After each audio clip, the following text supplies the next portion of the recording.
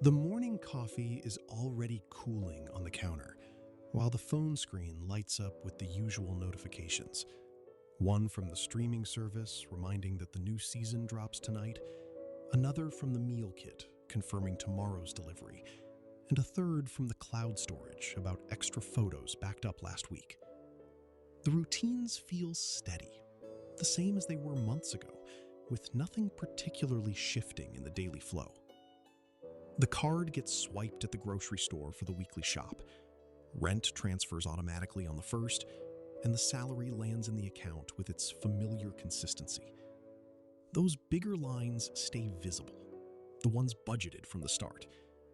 Yet the smaller charges slip through in the background, each one tied to a convenience that once felt occasional. Over weeks, the total for those services starts to sit alongside the rent payment in the transaction history, though the mind registers the rent first every time. A quick scroll through the banking app during a quiet moment shows the pattern emerging.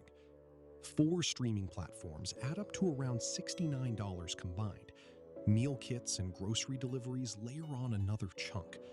The fitness app renews without a prompt, and the software tools for work or side projects quietly increment. The numbers appear one by one, each under $20, nothing that registers as a decision point. They accumulate into something that begins to rival the utility bills, hidden buildup, though the perception holds that these are the flexible parts.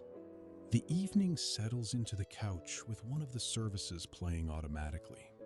It started as a single platform for catching shows after work, a way to unwind without extra planning.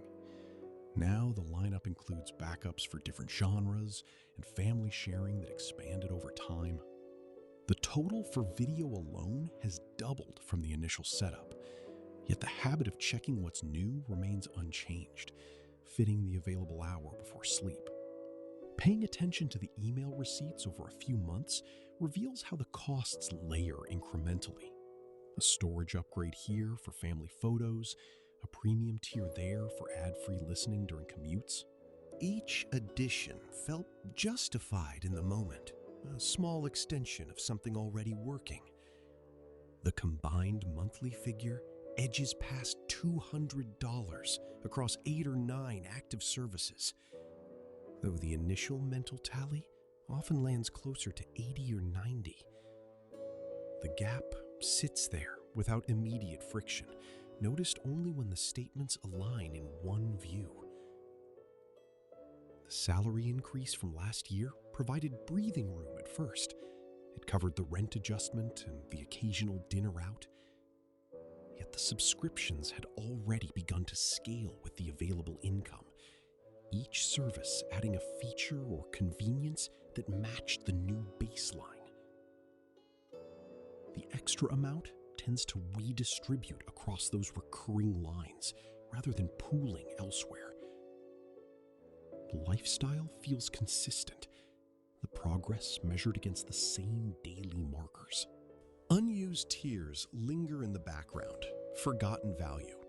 A meditation app subscribed during a busy period still renews monthly, its icon rarely opened now. The meal delivery service continues on autopilot, even after routines shifted back toward home cooking. Habit persistence. These patterns normalize gradually, the charges blending into the expected outflow. The rent remains the anchor expense, fixed reference, visible and discussed. The subscriptions operate differently, diffuse spending, spread thin enough that they rarely surface in conversations about where money goes. Psychological anchors keep the system stable. Canceling would require effort and friction, so the default tends to renewal. The realization settles that the pattern continues on its own terms.